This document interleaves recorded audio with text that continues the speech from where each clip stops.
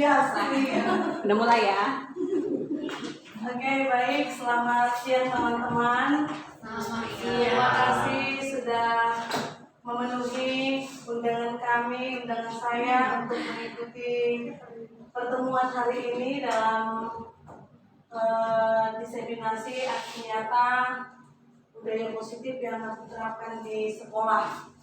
Sebelum kita akan memulai kegiatan kita, mari kita berdoa. Saya minta kesediaannya Miss Ellen untuk memimpin kita dalam doa. Tuhan Allah Bapa kami yang di surga, Bapa terima kasih pada siang hari kami datang kepada Tuhan. Kami memohon kiranya Tuhan memimpin kegiatan kami, di mana Tuhan kami akan mempresentasikan tentang kegiatan pada hari ini, dan itu boleh menjadi suatu motivasi kami, bekal kami untuk memajukan sekolah Tuhan di tempat Bapa di surga, pimpinlah kami, lindungi kami sepanjang hari ini, kami serahkan acara kami ini ke dalam tangan Tuhan, di dalam nama Yesus kami berdoa, amin. Oke, terima kasih. Sudah makan semua ya? Sudah Bu. Jadi kita berbutek. Baik, burung duri hingga bidahan. Dididik dengan cara dijolok. Cakep. Sebelum kita belajar bersama, kita main tebak-tebakan yuk. Asia. Siapa Kak aku?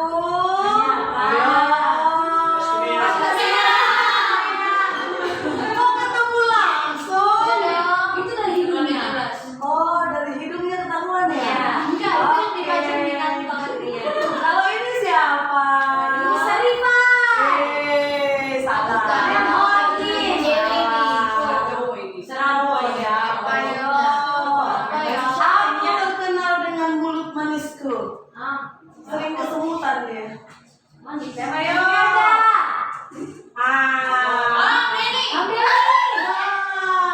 Aku adalah orang hebat yang disuka oleh hampir semua orang. Kita lihat lagi. Ya, gampang nebak ya. Nama aku kadang sama dengan apa yang pernah kamu makan. Contoh. Oke, wajah ganteng dan gagah. Aku adalah Cak Londo. Ya, ada dua ya. Jangan minta lagi. Baik. Kegiatan kita pada hari ini bertujuan untuk mempelajari salah satu modul 1.4, yaitu mengenai budaya positif, ya, disiplin positif dan nilai-nilai kebajikan universal. Disiplin positif di sini yang dimaksud adalah bagaimana kita harapkan anak-anak kita boleh menyelesaikan pendidikannya dengan mencapai visi misi yang telah kita buat, ya, yang telah kita rumuskan di sekolah ini. Yang ini kita belajar tiga hal, ya. Mudah-mudahan nanti yang keempat sempat dijalankan, yaitu perubahan paradigma, lalu disiplin positif, kemudian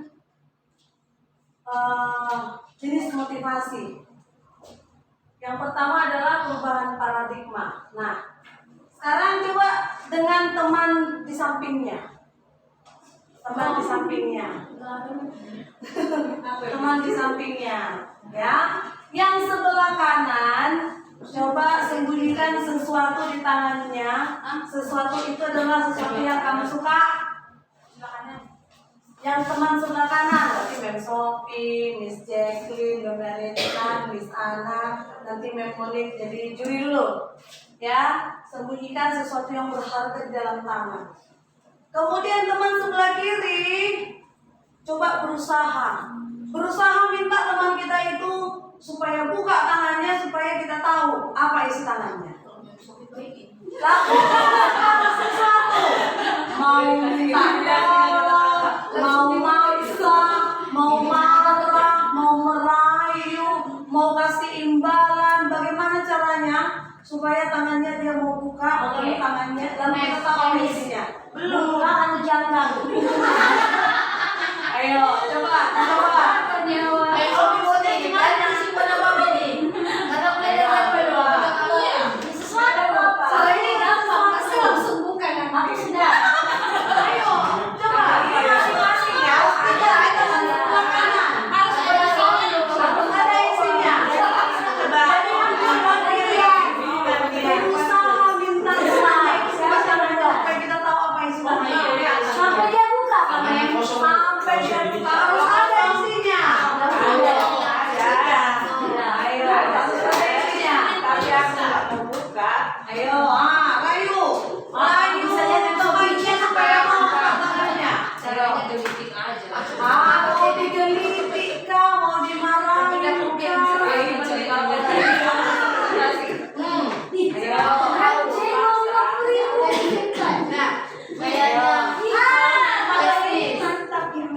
Ayo coba. Kunci motor. Besar lagi. Besar. Ayo. Besar. Buju supaya bisa. Ayo dulu. Ini masing-masing ya.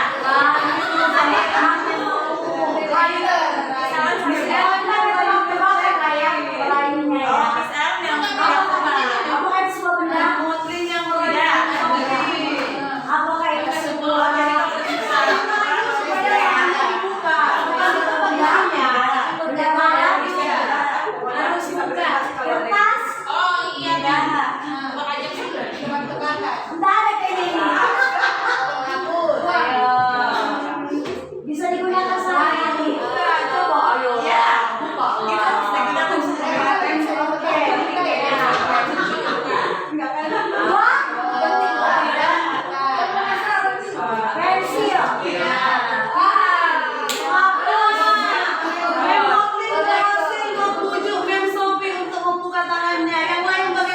Ya sudah, aku ya.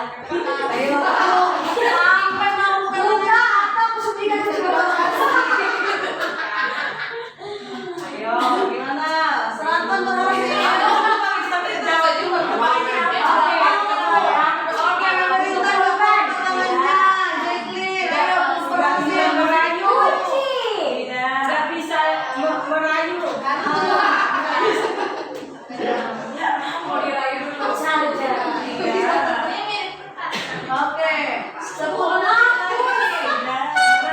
detik lagi. Dia nggak mau buka ya? Ada. Persyaratannya di sana harus bisa nebak apa yang di dalam baru buka. Ayo, akan bisa buka. Ayo. 5, Uang kertas. Uang logam. 3, Ada 32 guys. 2, 1. Habis.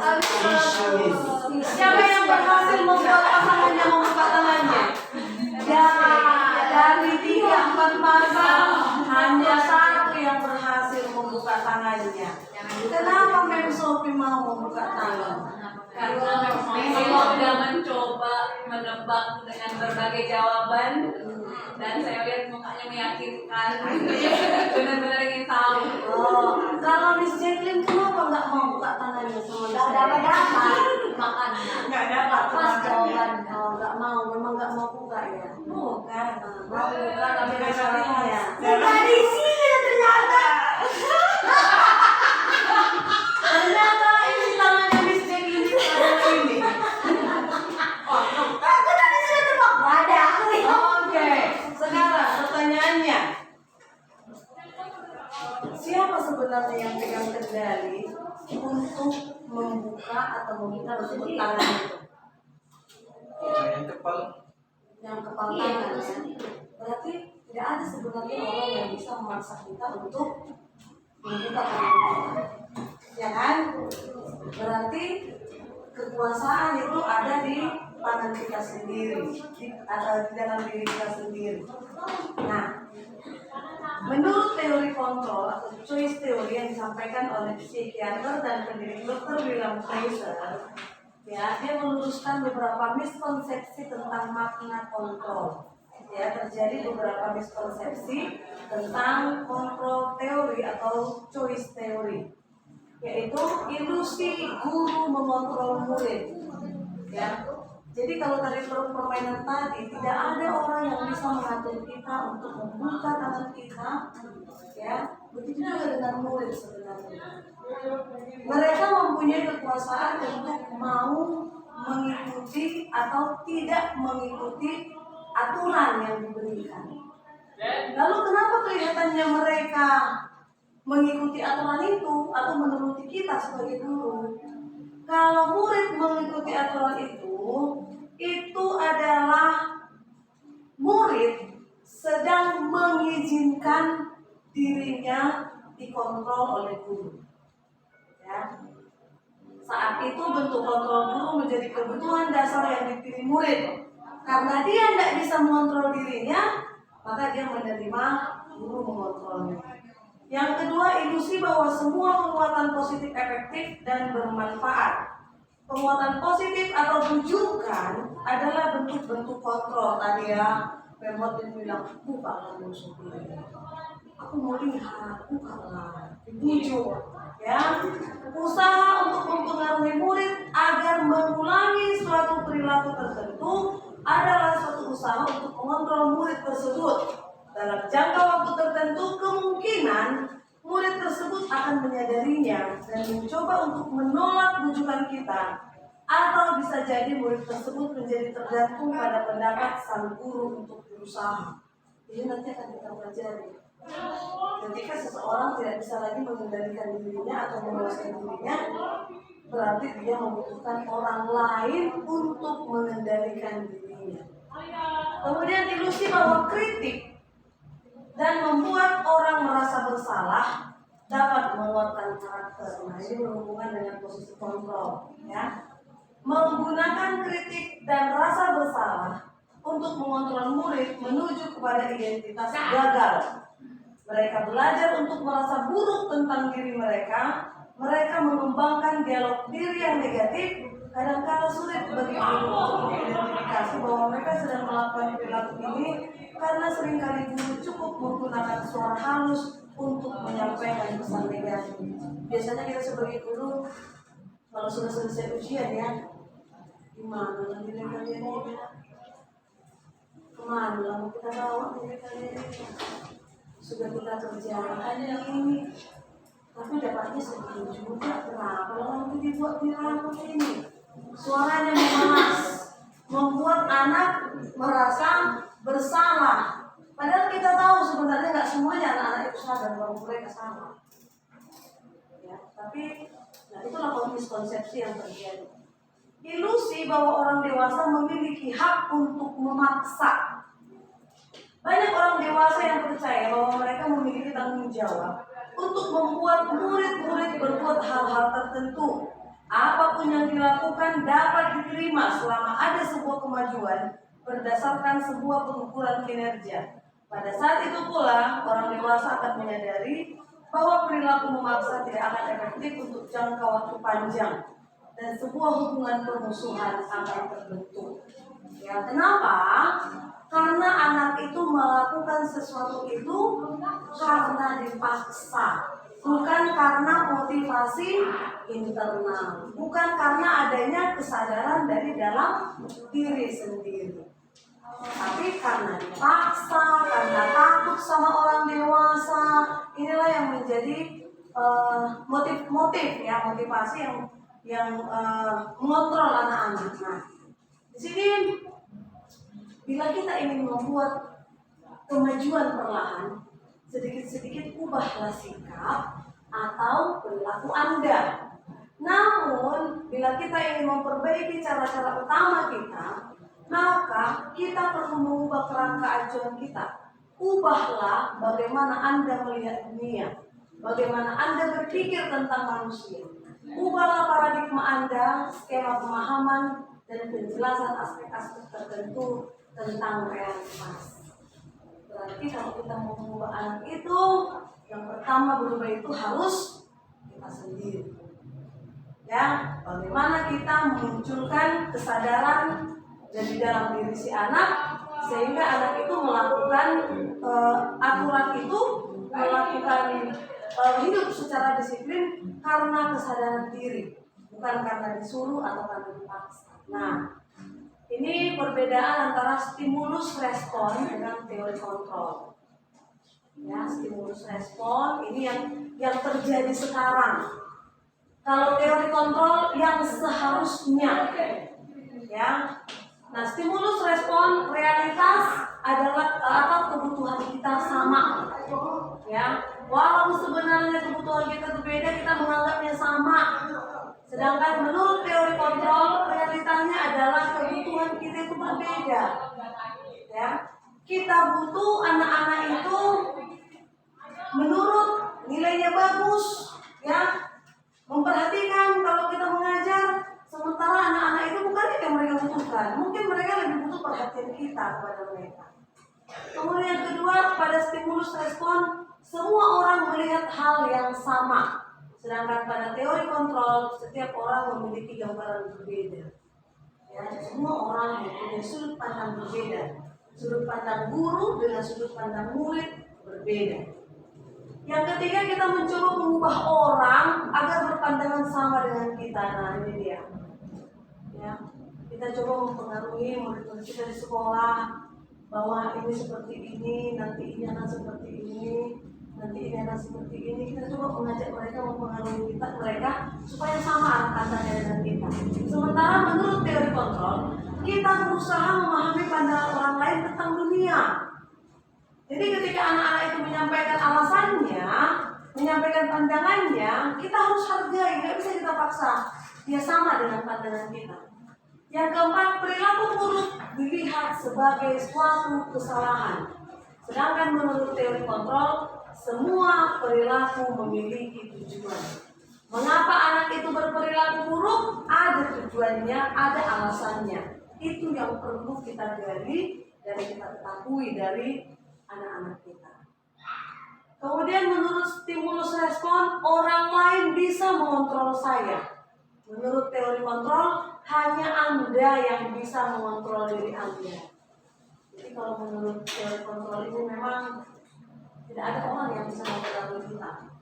Ya. Menurut stimulus respon, saya bisa mengontrol orang lain. Kalau menurut teori kontrol, Anda tidak bisa mengontrol orang lain. Menurut stimulus respon, pemaksaan ada pada saat bujukan gagal. Kalau udah dibujuk sekali dua kali tidak mau, terpaksa dipaksa dengan ancaman, dipaksa dengan hukuman, ya, dipaksa dengan memberikan penghargaan malah. Jadi kita belajar sekarang penghargaan itu juga termasuk hukuman sebenarnya. Ya. Lalu menurut teori kontrol, kolaborasi dan konsensus menciptakan pilihan-pilihan baru. Menurut stimulus respon, model berpikir menang kalah.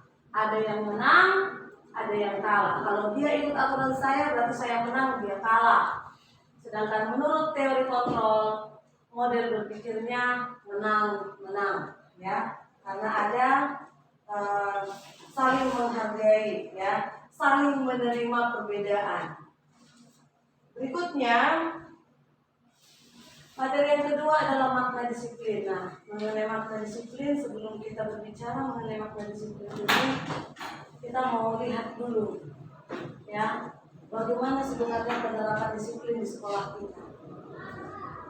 Kalau menurut kita di sekolah kita ini bagaimana penerapan disiplinnya? Sudah baik atau ada yang masih perlu diperbaiki, atau masih perlu ditingkatkan, atau belum ada kemajuan, atau gimana? Sudah baikkah? Sudah baikkah kira-kira penerapan disiplin di sekolah ini? Kalau menurut Miss Jacqueline gimana? Disiplin dalam segala hal, ya, ketepatan masuk, ketepatan datang ke sekolah, ketepatan menggunakan seragam, ketepatan untuk mengikuti aturan.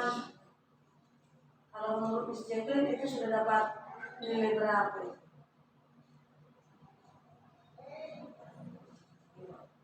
Masih di 50? 85. Oh, udah semuanya, ya. Bagus. Kalau menurut Selanton gimana? penerapan disiplin kita? Kalau menurutku sudah bagus, tapi masih perlu ditingkatkan. Masih perlu ditingkatkan, ya. Masih perlu kerjasama kita untuk meningkatkan. Nah, apa yang membuat disiplin di sekolah kita ini masih perlu ditingkatkan? Karena kembali ke kita sendiri, apakah kita sebagai guru juga sudah menjalankan disiplin itu dengan baik, ya. Nah, jadi di sini makna disiplin ini berhubungan dengan motivasi seseorang untuk melakukan disiplin. Apa yang memotivasi seseorang untuk melakukan disiplin? Ya, pada dasarnya ada 3 hal. Ya, motivasi yang melatar belakangi seseorang untuk melakukan disiplin, yaitu yang pertama untuk mendapatkan penghargaan. Contohnya dapat hadiah. Siapa yang ayat hafalannya banyak, kita kasih hadiah. Siapa yang cepat datang ke sekolah, kita kasih hadiah. Itu motivasinya. Motivasi kedua, menghindari hukuman. Yang terlambat datang ke sekolah, ambil sampah, kutip sampah. Kalau nggak ada sampah daun-daun yang kuning dipetik dalam tempat sampah, kan itu yang dilakukan. Menghindari hukuman. Motivasi yang ketiga adalah adanya kesadaran diri dalam melakukan atau menerapkan nilai-nilai kebajikan. Ya, bukan hanya anak-anak murid kita, bahkan kita pun, ya. Jangan sampai nyampe di sekolah 7:01. Kalau nyampe di sekolah 7:01, ada punishment-nya. Punishment-nya potong gaji. Kita hindari ini. Gimana supaya nggak dipotong? Ya datang tepat waktu. Berarti motivasi kita masih untuk menghindari hukuman. Ya. Anak-anak dapat stiker. Siapa yang mengerjakan piket, siapa yang bantu piket, siapa yang ke PR-nya selesai terus, dikasih stempel. Ya, mereka kerjakan, mereka minta langsung sama gurunya stempel. 10 stempel ditukar dengan hadiah. Nah, semangat mereka mengerjakan. Ya, berarti mereka melakukan itu karena ada motivasi yang mereka kejar, ya. Nah, bagaimana kita berperilaku? Mengapa kita melakukan segala sesuatu? Apakah kita melakukan sesuatu karena adanya dorongan dari lingkungan atau ada dorongan lain? Terkadang kita melakukan sesuatu karena kita menghindari rasa sakit atau ketidaknyamanan. Inilah hukuman itu. Ya. Terkadang kita juga melakukan sesuatu untuk mendapatkan apa yang kita mau. Di rumah sering anak-anak kita gitu, ya. Kalau nanti ujian tengah semester itu dapat 80 mah 5.000, ya. Jadi motivasinya coba uang. Kalau 9 dapat 10.000 mah, ya. Terkadang kita merasa ya sudahlah, kalau yang ujian untuk mereka cepat belajar, ya sudahlah. Padahal sebenarnya menurut pelajaran ini itu harus kita rubah. Ya, kita harus melatih anak-anak kita ini melakukan disiplin itu karena adanya kesadaran diri untuk menerapkan nilai-nilai kebajikan. Pernahkah Anda melakukan sesuatu untuk mendapat senyuman atau pujian dari orang lain, atau untuk mendapat hadiah, atau untuk mendapat uang? Itu tadi sudah terjawab, ya. Jangankan kalau misalnya senyuman sesuatu. Terkadang sekarang kalau ada juga pembicara dari depan diangkatnya, saya punya uang. Siapa yang memperhatikan, nanti di akhir acara akan ada pertanyaan. Yang bisa menjawab, dia berhak dapat uang ini. Semua anak-anak akan duduk manis, akan mencatat apa yang disampaikan dengan harapan nanti bisa menjawab soal. Kalau bisa menjawab soal, maka akan mendapatkan hadiah. Ya, apalagi kira-kira alasan orang untuk melakukan sesuatu. Nah, apa sih tujuan dari disiplin positif itu? Tujuan ini adalah menanamkan motivasi yang ketiga pada murid-murid kita, yaitu untuk menjadi orang yang mereka inginkan dan menghargai diri sendiri dengan nilai-nilai yang mereka percaya. Nilai-nilai apa itu? Nilai-nilai kebajikan.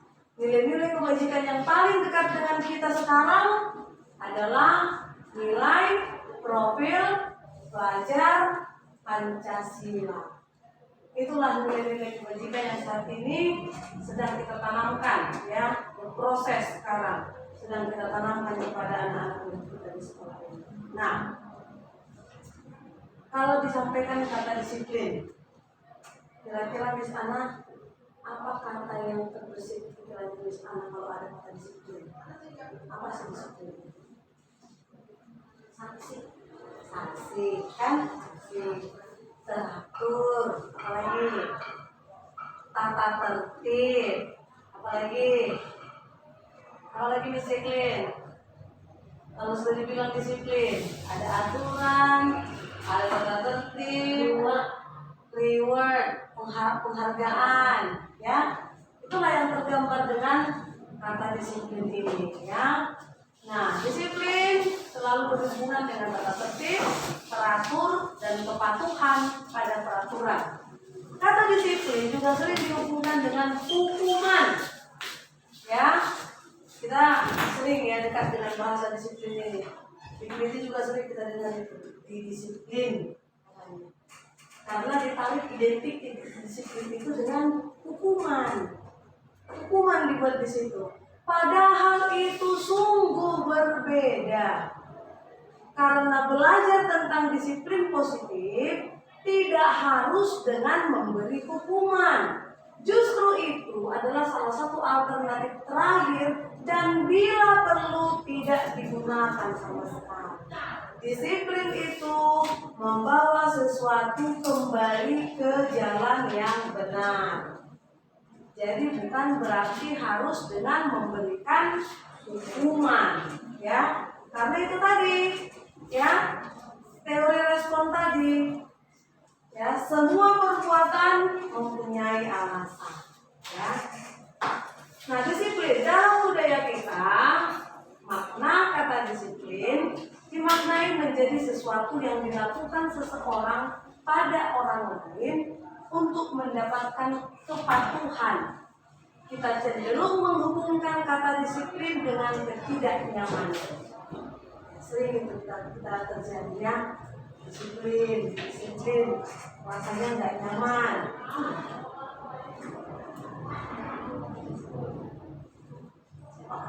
Ya, jadi itu dia disiplinnya sering diidentikan dengan iman. Nah, berikutnya. Nah, pendapat Ki Hajar Dewantara tentang disiplin.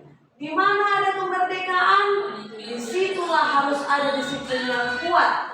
Ya, sungguh pun disiplin itu bersifat self-disiplin, yaitu kita sendiri yang mewajibkan kita dengan sekeras-kerasnya. Tapi itu sama saja. Sebab jikalau kita tidak cepat melakukan self-disiplin, wajiblah penguasa lain mendisiplin diri kita, dan peraturan demikian itulah harus ada di dalam suasana yang merdeka. Jadi kunci disiplin itu memang diri kita sendiri. Jadi sebenarnya kita tidak perlu aturan untuk disiplin itu, tidak selalu. Karena disiplin itu adalah diri kita sendiri. Kalau kita memang mau disiplin, maka kita akan melakukan disiplin. Tapi katanya kalau kita nggak bisa mendisiplin diri kita sendiri, kita membutuhkan orang lain untuk mendisiplin kita, ya. Jadi makanya orang kalau dia misalnya nggak bisa menahan selera, kayak dia air aja minum, nggak bisa nahan selera.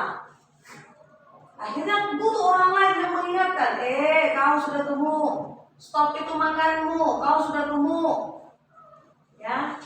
Itulah konsepnya disiplin itu. Nah, pemikiran Ki Hajar Dewantara ini sama dengan pandangan Diana Gosen.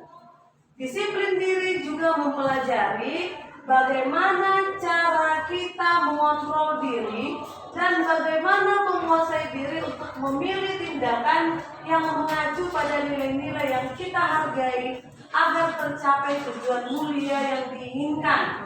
Dengan kata lain, seseorang yang memiliki disiplin diri berarti mereka bisa bertanggung jawab terhadap apa yang dilakukannya karena mereka mendasarkan tindakan mereka pada nilai-nilai kebajikan universal. Nah, ini adalah slide terakhir saya. Ya, setelah ini kita akan belajar.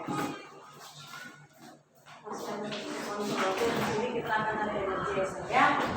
Sebagai pendidik, tujuan kita adalah menciptakan anak-anak yang memiliki disiplin diri sehingga mereka bisa berperilaku dengan mengacu pada nilai-nilai kebajikan universal dan memiliki motivasi intrinsik bukan ekstrinsik. Jadi motivasi itu datangnya dari dalam diri, ya, diutamakan dari dalam diri, bukan datang dari luar diri, ya. Demikian materi kita mengenai disiplin, ya, dan motivasi serta tadi perubahan paradigma belajar, ya. Kita berharap agar anak-anak kita bisa, ya, mendapatkan budaya-budaya positif sehingga mereka merasa dihargai dan kita juga bisa memperlakukan mereka sesuai dengan pemikiran mereka, sesuai dengan kemampuan mereka, karena pembelajaran sekarang adalah pembelajaran yang berpihak kepada murid, ya, berpihak kepada peserta murid yang menghamba kepada peserta murid, peserta didik, ya. Sampai di sini ada pertanyaan? Apakah ada yang mau ditanyakan?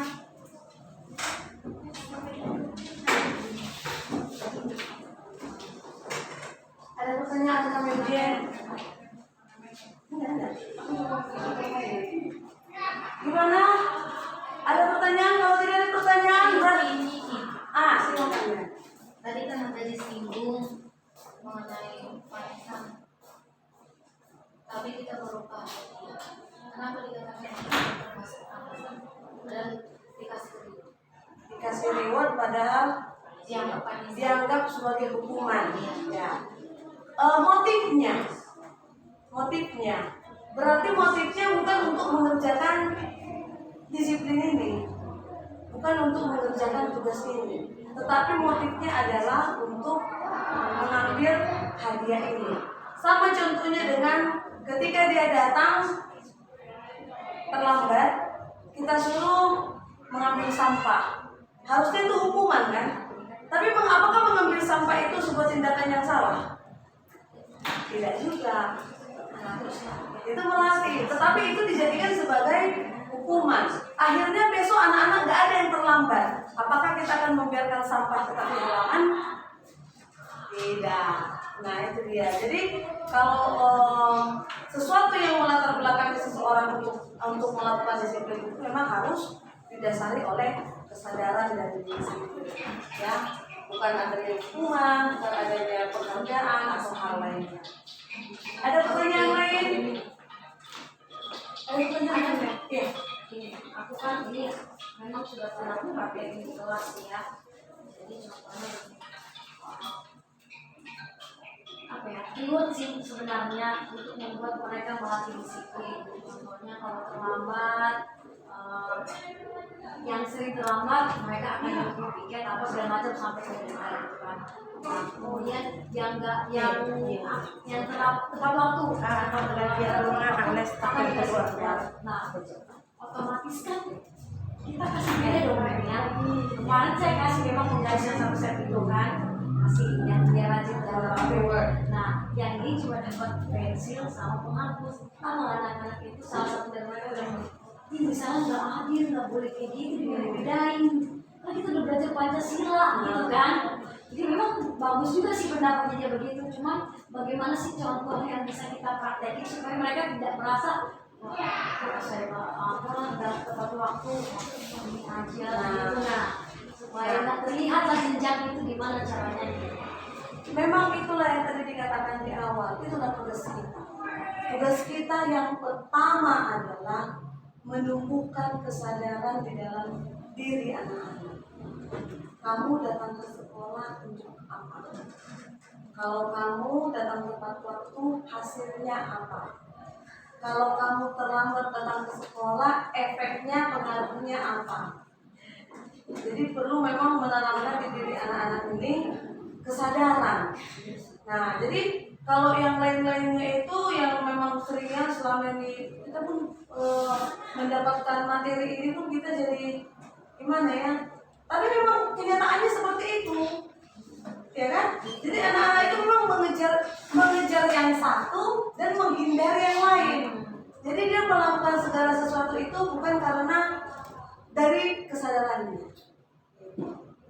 Jadi tugas kita bagaimana caranya mengatasi itu, ya memang tugas kita menumbuhkan kesadaran mereka.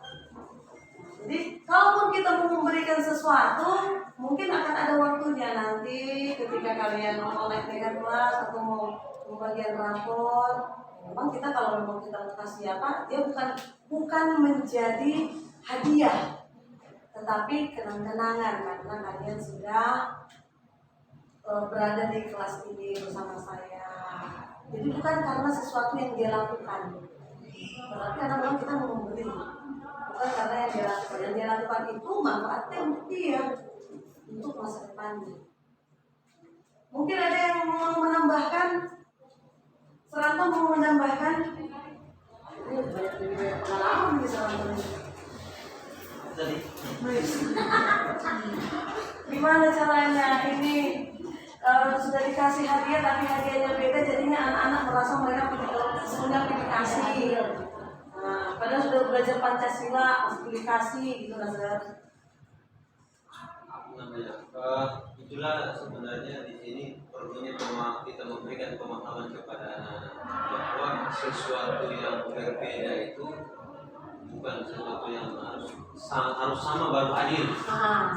Keadilan itu tidak ditunjukkan dengan harus sama. Tidak selalu nilainya harus sama, tapi ketika kita memberikan setiap pemberian kepada, misalnya si A dikasih sesuatu, si B juga dikasih sesuatu, itu sudah bukti dari keadilan bahwa kalian sama-sama diperlakukan yang sama-sama diberikan juga hadiah. Kecuali yang satu diberikan hadiah, yang satu tidak, itu terjadi pembedaan. Tapi kalau hanya masalah nilainya, ya itu saya rasa tinggal pemahaman aja yang kita berikan kepada mereka bahwa sebenarnya kepedulian yang bisa saya berikan ya kalian semua mendapatkan hadiah yang sama, terlepas dari nilainya. Saya rasa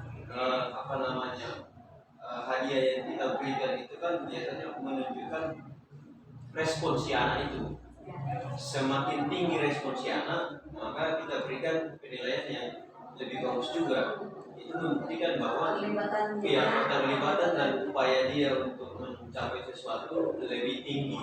Makanya kita berikan penghargaan yang lebih tinggi juga. Jadi itu penghargaan untuk keterlibatan berarti ya, bukan karena dia menjawab benar atau salah. Iya.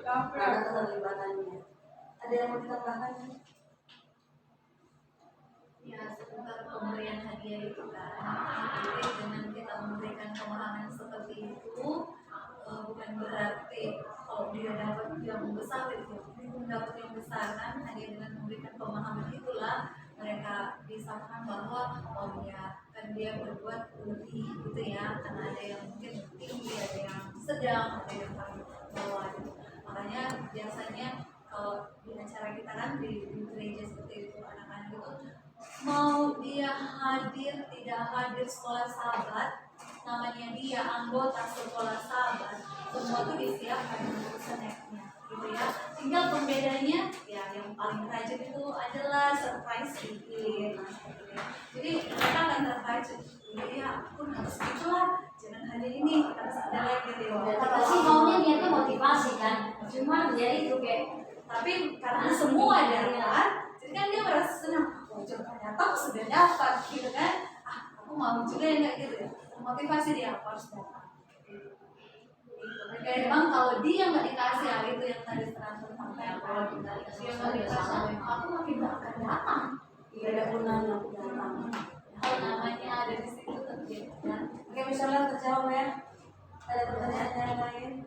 Jika tidak ada saya yang Begitu. Oke, kita refleksi aja ya. Jadi, iya, harusnya masih ada satu materi, tetapi karena waktu juga, mari kita bermain untuk merefleksi. Oke, bukan. Let's start. Lain. Ini refleksi apa yang sudah kita pelajari hari ini. Warisan. Caranya gimana? Kita mau nyanyi dulu. Nyanyinya balon tuh ada 5. Buka tutupnya, putar, kasih ke sebelah. Gimana nanti? Dua, berarti dia yang jawab pertanyaan ya. Anak kelas 1.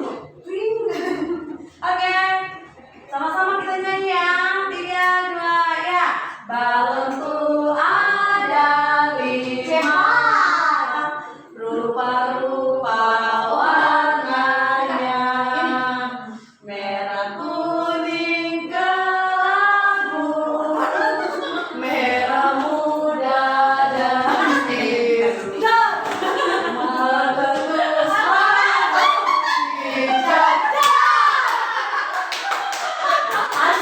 hijau. Oke, kita lihat apa pertanyaannya. Ini sebutan apa yang kita pelajari hari ini? Hijau. Mana nih? Sebutkan kata-kata yang menggambarkan kedisiplinan. Antara lain apa tadi? Kontrol diri, Kontrol diri. Apa lagi? motivasi internal. Motivasi internal. Oke, terima kasih. Berarti diikuti. Ya, berarti diikuti pelajarannya. Meletus balon hijau.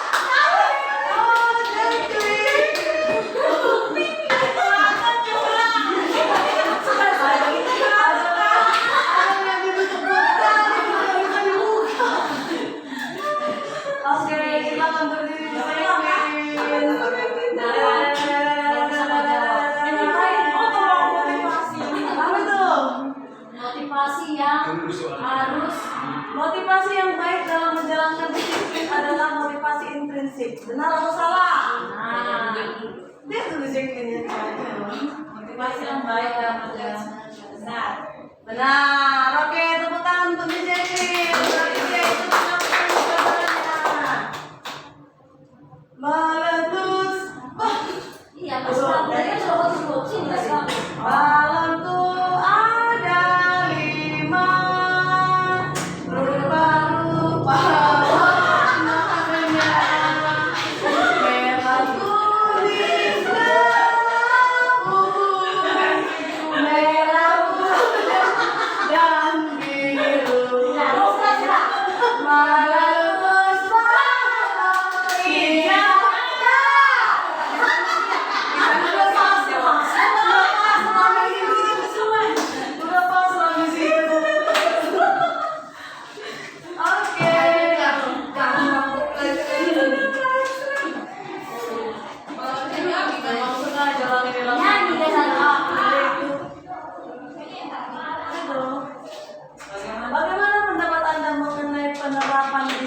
pemimpin yang benar? Tidak boleh memaksa, karena harus timbul dari diri sendiri, motivasi. Oke, tepuk tangan untuk Miss Ana. Wah, kita pintar semua Balanku ada lima rupa-rupa warnanya, merah, kuning, abu, merah muda, biru. bisa kayak gini ya.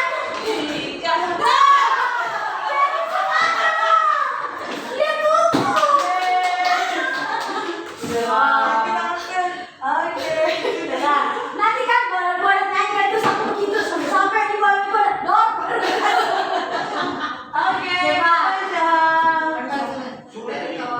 Sudah tadi Pertanyaan Anda sedang Dulu, apa yang Anda ketahui tentang teori kontrol?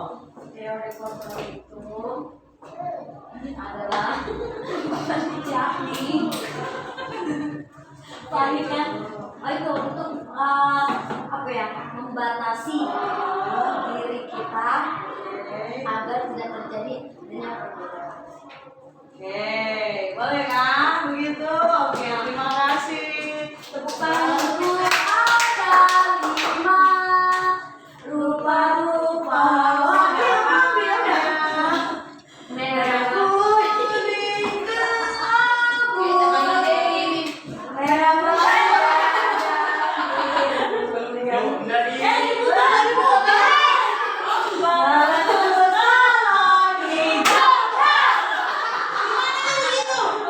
hatiku sangat cocok. Balon putih, udah semuanya. Erat. Oke, sampai di situ permainan kita. Dari pertanyaan-pertanyaan ini bisa kita lihat bahwa teman-teman semua memang memperhatikan pelajaran kita hari ini ya. Terima kasih banyak atas perhatiannya. Semoga kita bisa menjadi guru yang bisa menerapkan budaya positif yang baik di sekolah kita, di kelas kita, dalam hubungan kita dengan sesama guru dan dengan anak-anak kita. Kita akan akhiri kegiatan hari ini.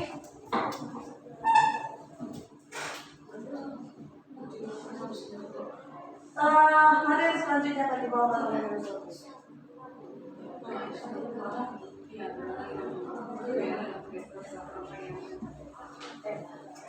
Enggak pas itu sebenarnya, kita ngomongnya jadi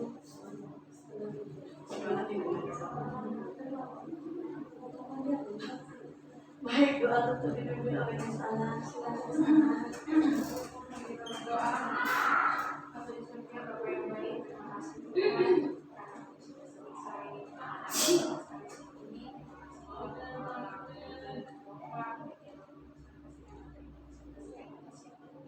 Kiranya apa yang boleh kami dengarkan, boleh kami ikuti, boleh kami praktekkan itu atas kami, terutama sebagai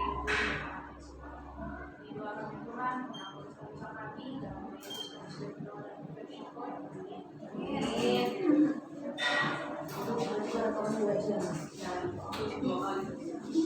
Wah, selesai masuknya ada spin juga, mantap.